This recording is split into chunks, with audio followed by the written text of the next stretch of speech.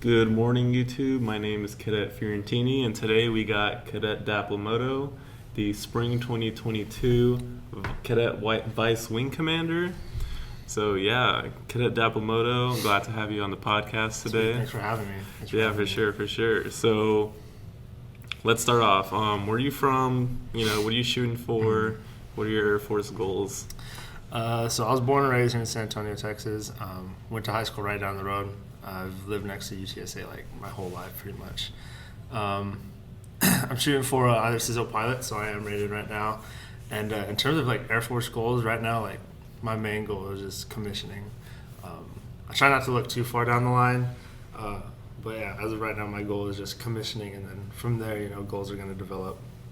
Okay, nice. So out of all the branches, why did you pick the Air Force?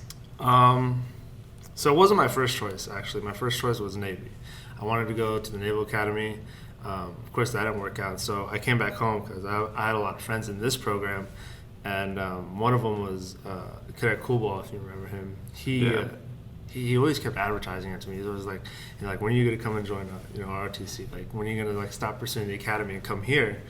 And so yeah, once I found out I didn't get accepted in the Naval Academy, I was like, you were really close to it though. I was pretty close, but I remember you talking about that. Yeah, nonetheless, it just didn't happen. It wasn't meant for me.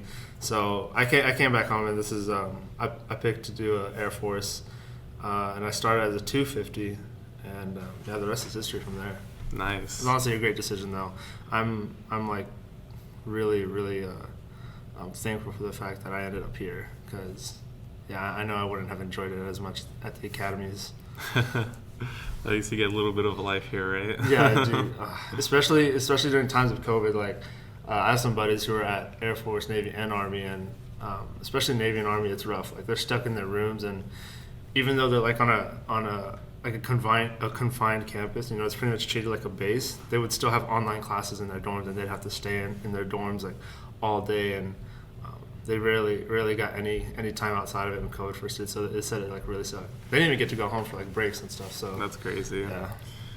All right. Well, another question: what made you want to apply to be wing commander? So I was kind of bouncing around that idea when the applications dropped. Like, I didn't know if it was something I wanted to do, or if I would even have time with all my classes and outside priorities. So I took some time to think about it, and what ended up moving me to submit an application was just doing something new. Like, as POC, like, I'd always been around like the flight level, just leading as a flight commander or within a flight, and I just wanted to do something new, see what it is I can do at a staff level. And even if I didn't get wing commander, I would have been like happy with any group staff position or any squadron position. So yeah, it was just really to get me more experience outside of just like a flight level leadership position. So just like to level up and get that experience. Just to get experience too, because like leading in the staff is not completely different, but it is kind of different from how you would lead as like in like lead up flight commander position. It's a little different. So yeah, this experience it's really awesome. Okay, so speaking on that, what is it like being a vice wing commander? It's fun. I really do enjoy it.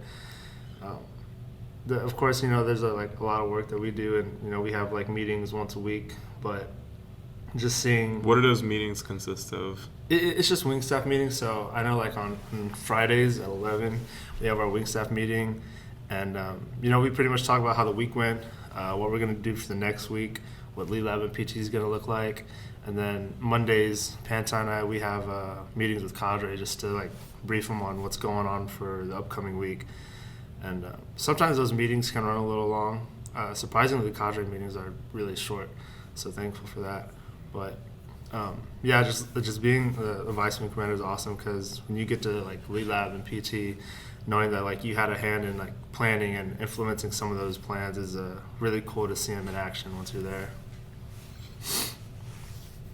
So, going on with your job as vice wing commander, what's the most challenging aspect of it?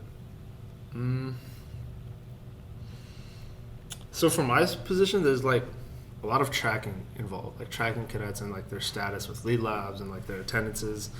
I'd probably say that's the most headache. But thankfully we have that commander's action group, and that's like their main job, and so they help a lot with making those trackers and maintaining them, and so it makes my job a lot easier. But So it's just maintaining like the whole wing's like attendance to PT. yeah, because like you got to keep track of like who's missing stuff, and then like at which point, you got to take disciplinary actions because they missed too much, and it's almost like daily. Like you got to like check those trackers and stuff. But I mean, all the other busy work, like it is busy, but I don't hate it. I actually love it. So the most headache is like just like tracking stuff like that. Okay. For the JMC, especially since there's so many of them. So like, what other stuff do you like end up getting like caught up with that kind of throws like a wrench in your day or something? Whenever like something goes unexpectedly wrong for like lead labs or PT, so I know our first in-person PT, like it is a small example, but like those lights wouldn't come on, and like they didn't know, like the PT team. Do you want to didn't know. tell them like more about that? What happened? It was just like we just didn't have lights on at the field, and So basically, what he's talking about is like our first PT. Like, our first PT. Our first PT, like we didn't have any lights on, so it was just dark trying to out figure there. that. Yeah. Okay. And thankfully though, like the whole maintenance chain and the PT squadron, like they were able to take control of that and get them on for us in time for PT. Just other stuff, like stuff that comes up unexpectedly at lead lab, like hey, like Cadre doesn't want to do this, or hey, we want to throw this in there. That's like a real wrench in the So system. just a lot of decision making, basically. Yeah. And then that too. Even at the beginning too, there's a lot of when the whole staff, like when we were making the org chart, even when we released it, we knew that there were going to be changes coming, and like we were going to have to move people around. So yeah, that's just a couple things to like kind of throw off the groove. Okay. So for all the younger ones watching, how can cadets starting out in the program prepare themselves for life as a POC? Life as a POC. How can those 100s and 200s, what can they do? Manage your time. I think that's like one of the biggest things is knowing how you can. Oh, sorry, hear me? Yeah, it is managing your time, knowing how to just prioritize and stay organized. My first semester as a POC, I learned the hard way, and my GPA, I got a 2.0 GPA, and I got a counseling from that. So I had learned from that because I was prioritizing a lot of my time as a POC. In my POC job, I prioritized. What POC job was that? I was PA, so what y'all are doing now, that's Yeah. what I was doing with Cadet Rouse.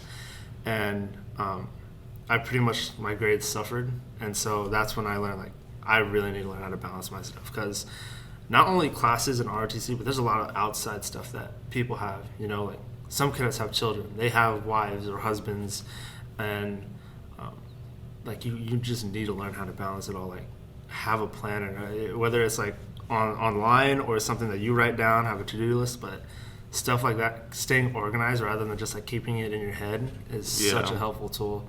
And it's not like being at the academy where like you have no kids. Your day is just planned for you, and like you're on a regiment.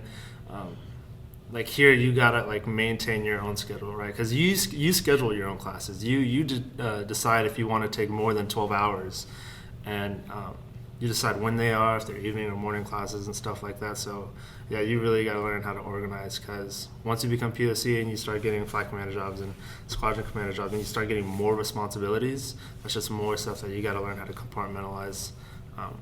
That was like, I would say for like 100s and 200s, that's like the biggest thing that they should learn now before they get into the POC world. Because it's so much easier. It's going to save you a lot of pain and headache if you learn it now rather than later down the line. Okay. But again, better late than never. So. Gotcha. So being in the program, to get to Vice Wing Commander, you obviously have to like immerse yourself into the program to show that you really want it, right? How did you immerse yourself into ROTC? Because you came in a year later than I did. How did you and you hit the ball really running. How did you immerse yourself? So it was funny. Like, I'm gonna be honest. When I first joined, I was still upset at the fact that I couldn't go to the academy, and I was still kind of like getting over it. And I like when I like first joined in my first couple of PTs and lead labs, I had like a mindset of like, dude, like I don't want to be here. Like, I know I can do more than most of my peers can, and it like sucked for like a first half of the semester. But once I got past that threshold, I just came to terms like, if I'm gonna make this enjoyable, I got to do it myself. Like, I got to find stuff that I can learn and pick from other people's brains and learn stuff and actually like be involved rather than just coming and saying, oh, it sucks. So yeah, once I got past that threshold, like I started to learn a lot more, and that's what got me immersed into the program. I started talking more to more of my peers. I made friends with some of the 300s now, and I just learned a lot from our POC at the time, who were 400s now commissioned, and even from like Cadet Shields class and all them. That's when I started getting immersed. It's just knowing that like, I got to start learning stuff. Like I'm not gonna just sit here and just say it sucks the whole time, because that's not gonna get me anywhere. And thankfully I did that, because I really had to humble myself and realize like, yeah, I got to make a change. And from there it was just, it changed everything. So when I was at 100, 200, I had no idea what CAG was. Can you explain what CAG is? Yeah. And what's their role? I think they were a fairly new, like a new team that was added like maybe like a year or two ago. I can't remember when they were added, but really what CAG does is a lot of the personnel work. And the reason why we didn't have a personnel flight and we have them as CAG is because it saves a lot of headache of having to go through the chain and get information that you need like in a matter of hours sometimes. Because there'll be times for like our cadre meetings, for example, Panta and I, we need numbers, like how many cadets are in the program, what's our attendance rates looking like, and rather than having to go through the chain, we go straight to CAG, right? Mm-hmm. They also assist like with like any additional stuff that wing staff may need, but primarily it's a lot of that personnel work, and it really does save a lot of time of having to go through the chain, because I just the chief of CAG, which is so do they work directly with the flight commanders? So like, the system that we have in place is so CAG is connected to Panta and I, right? And they're kind of like representatives for different chains and flights of ops. So for example, we'll just take Cadet Cantu for an example. He'll get attendance for, let's say, like the IG chain, and then like Alpha flight, and then Cadet Lee will do another chain and another flight. So they kind of like they're like act as representatives, and so they get attendance, and then they come together, and they update the trackers and stuff, and I can just easily access it and get the numbers that we need for cadre whenever they do need them. Okay. And so it's like that's a cool little system. Yeah, I like that. At first, I didn't get it. I was like, why don't we just have a personnel flight? But I think it was Chavez, which is last semester's wing commander, who explained why they had a CAG, and I was like, okay, that makes a lot of sense. Like that saves a lot of trouble of having to go through a chain of command, which can be slow, but it's organized. Okay. So let's see. What should everyone who is thinking about being on wing staff know? We asked Cadet Pantai this last week, but let's get like your opinion. Yeah. What did he say? He said basically like, it's a lot of work. Okay. You really gotta, like that whole conversation of. It is a lot of work. It's honestly, I think for me at least, when I look at it, I think being on wing staff is kind of like taking on an extra class, because just like with like Tuesday, Thursday classes, you meet up for like an hour or an hour and 15. Like in the mornings on Tuesdays and Thursdays, it's the same, because like we have meetings every week on Friday and on Monday too. So it's kind of like throwing on another class. In addition with all the other work that you have outside and other planning that you got to do. So for anyone wanting to be on wing staff, I'm just gonna throw that time management again. Like it's a lifesaver. It's really like the raft that you need to build yourself, is knowing how to manage your time and actually have a planner. Mm-hmm. Because if I didn't have any of that, I would like lose track of like when our meetings are, And I still do that sometimes, and like I have to look at my planner and like I'll get like my Monday and Friday meetings mixed up, and I gotta go back and I gotta look at my planner. So yeah, it's just time management, man. That's like it's such a helpful tool. So, what is something completely unexpected about your job? Like, you had an idea of like what it was going to be like being a Vice Wing Commander, and then you're like, oh, I didn't know this was it. Did you have any of those? Probably the amount of planning we did prior to the semester when we started. So like, Panta and I were like, we were the first ones to find out our positions in the staff. And like off the get-go, like he was like, hey, we got to get this done. We got to get this done. Once we find out these other wing staff positions, we got to get this done. I was like, oh, like, you know, we're working fast. Like, we got to The ball's already rolling. Yeah, and compared to like the summer, they have all summer to plan. Well, maybe not really because they were at field training, but they have a lot more time to plan stuff through the summer. We just had a winter break, which is about a month, and we met a couple of times over the break. The whole time we were making the org chart, making the O plan, the cadet handbook. You know, we had to get that whole like wing drive together and get it organized and all the important documents and everything. So that was probably the only unexpected thing that I saw. Being that we're now like working in the semester, nothing really has like hit me where I'm just like, oh wow, like I didn't know this was gonna happen in this job. So it's just that beginning Paul. So, what positive impacts would you like to leave at this detachment to your cadets? Positive impact. Like, if you have to tell everyone at the DET right now that's listening to the podcast, what do you want them to know? A positive impact for them here at that, like, whatever it is that they do as a GMC, as a POC, just like literally like do it with 100%. Like don't go into any job, and this applies even like to outside of ROTC, like and outside the military. Like don't do any job without 100%. Like pour your heart into it, and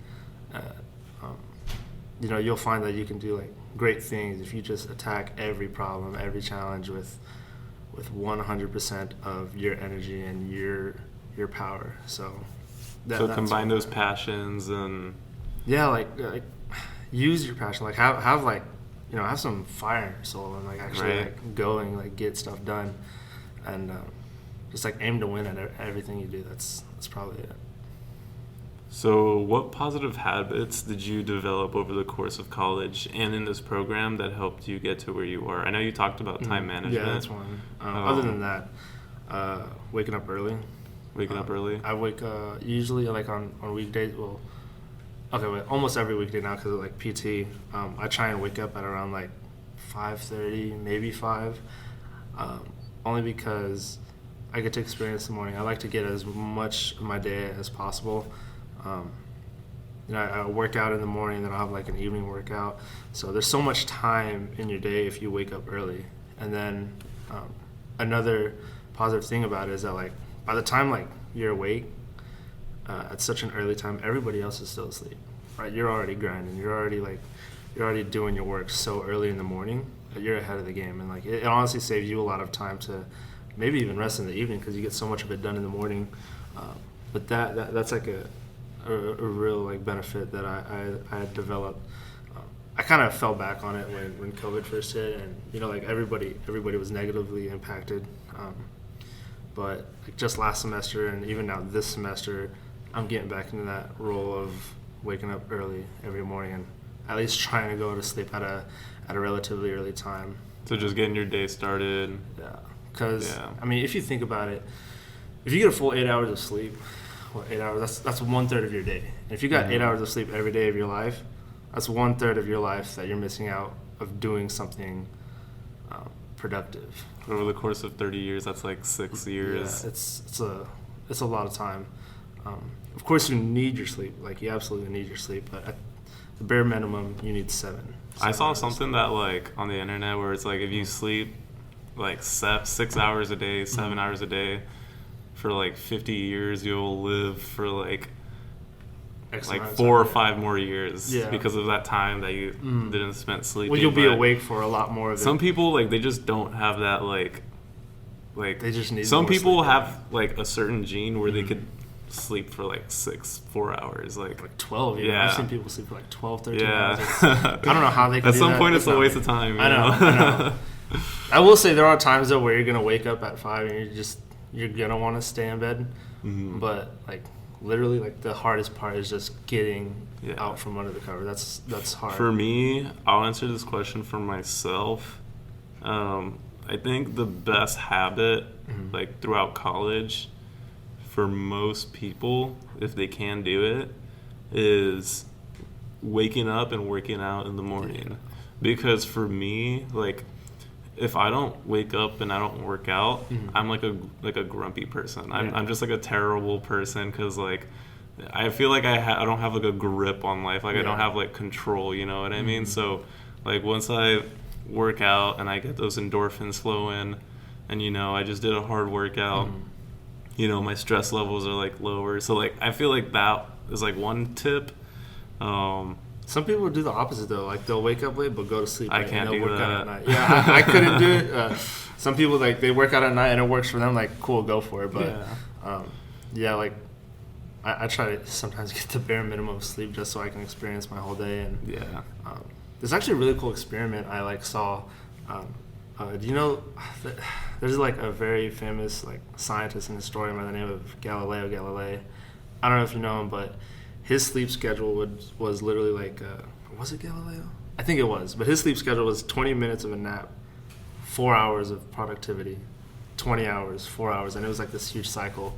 And I saw this guy doing an experiment on it, and he was like absolutely beat. But he realized that you have a lot more time with that sort of cycle to get things done. It's weird. I don't think I could do that. I don't think I could either. But, I mean, that man achieved a lot, and he was able to do it, so... Alrighty. So let's see. Tell me, like, now let's get into more like about Dapilmoto. So like, where are you from? Like, what was your upbringing like? And like, do you have like a military family that like pushed you kind of into the program? So where are you from? So like in the beginning, I said born and raised here in San Antonio. It's pretty much like I've lived here my whole life. I know you did JROTC in high school. Yeah, I did. So you were part of a competing team for I drill? was a part of the drill team at the time. Well, what actually got me into JROTC though was I have a family history of military, and it's primarily Navy, which is why I wanted to go Navy originally. And starting from my great grandfather to my grandfather and then my mom, all Navy. There was also Army, but that is what moved me in the military direction. So I joined JROTC. I was also part of this program called the Naval Sea Cadets, which is like CAP, but for the Navy. And we kind of do the same things. We have advanced trainings and stuff in the summer. But yeah, all of that moved me to join JROTC. And I actually joined a year late. I joined as a sophomore. And in that same time, that's when I joined the drill team. And I honestly don't know why I did. I joined JROTC and I was just like, I don't want to do nothing. I'm just going to do this because Tommy was in it. He was my friend. So he had me join the Nighthawks, and I got super immersed with that. I remember. I fell in love with it. Yeah, I was really immersed in that. But yeah, I learned a lot from JROTC. It's kind of funny how like JROTC cadets can sometimes get a bad rep, but I actually learned a lot from JROTC. Primarily like learning how to communicate. And for me, I feel like JROTC gave me like a huge leg up, and I was only in JROTC for like 1 year, and that was my senior year. Yeah. And wearing the uniform and like knowing your DNC is like a small edge to it. It's mostly the other stuff. That was the edge I got. I was only in the 100 year. Yeah. I was a senior with 100, so that was the edge I got. I didn't get the whole like leadership of the So, but for me, I was able to take that 1 year, learn how to wear the uniform, learn how to do drill, and then learn those small little things that. And then when I got with my flight, then I could teach them. Yeah. So I was able to, like. Even though that's a good edge to have. So. Yeah. So. Definitely like having like that team player role that first year in a program where most of these people haven't even been in JROTC or have no military experience. Exactly. It's all about how you go about it too. Yeah. I'm sure we all know some JROTC cadets who trying to act like they know everything. Oh yeah, that's what I was reality, trying to. Yeah, stay you away gotta from. you gotta learn how to like be calm about it and reserved Yeah. about it, so that way you're not just like, hey, I know how to do this, and this. Y'all should follow me. It's like, no, Yeah. it's not how you take it, but yeah, it's still a good edge to have. Yeah, definitely. It's like how it comes out. How you want to control that. You know. Exactly. So for the detachment, what legacy and message do you want to leave behind? Again, it just goes back to doing stuff with passion. I think a lot of times people like they just fall into the groove of things and they just get into like a cyclical nature, and it's like you're just going through the motions. Mm-hmm. So find ways you can make a change and just do it with passion, because if there's something that influences and changes people more than anything is when you're actually passionate about something, because people realize that and they resonate with it because they love seeing stuff that other people are passionate about. So yeah, that's it. Just passion, man. Having heart. What piece of advice, and this is our last question, Mm-hmm. For like the next Vice Wing commanders that are watching this, what piece of advice that you'd like to leave, like continuity wise, for them? Good luck. Good luck. I don't know, because we've only been in this position for like a couple weeks. Well, tell them like up to now, like what you Yeah. experienced. Um, Don't slack in the very beginning. that the that planning. especially. But when you get into the groove of things, I would just say patience and flexibility. Because when you're in this position, the cadre member you work with to run things is the OFC, Mhm. and the operations flight commander is going to be different. I think they change out like once a year. No, right now. Yeah, they're OFC for a year, right? Is it? Yeah, so they're OFC for a year, and we'll get a new one. So being flexible, because the leadership you may get from one OFC is going to be completely different from the next. So yeah, just learn to be patient and flexible with those type of things, and just really, really work with whoever is OFC at the time and with your staff. Alrighty. Well, that's all about what we got for you guys. So appreciate you guys watching, and thank you, Cadet Dapilmoto, for coming on the podcast. Of course, Appreciate it, thank you man. for having me. You guys have a good one.